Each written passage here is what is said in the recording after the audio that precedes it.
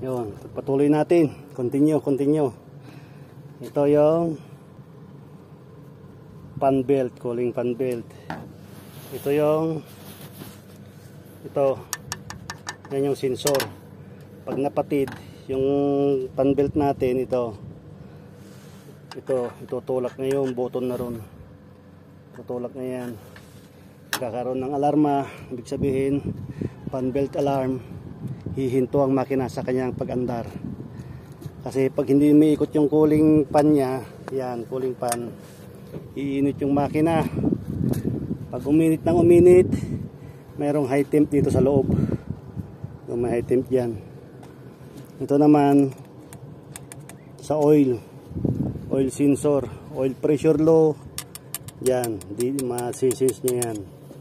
Fuel filter, ito naman oil filter. Sasalain yan yung mga dumi sa langis, na kung saan ang langis ang pinaka dugo ng ating engine.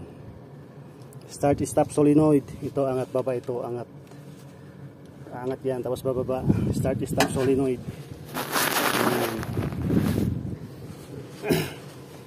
Tumbo na to, injection pump.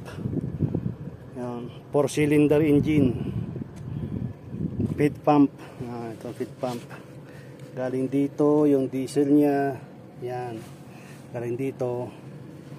Papunta rito. Tapos pipilterin yung fuel, mapipilter dito, lilinisin niya. Papunta sa injection pump. Yan.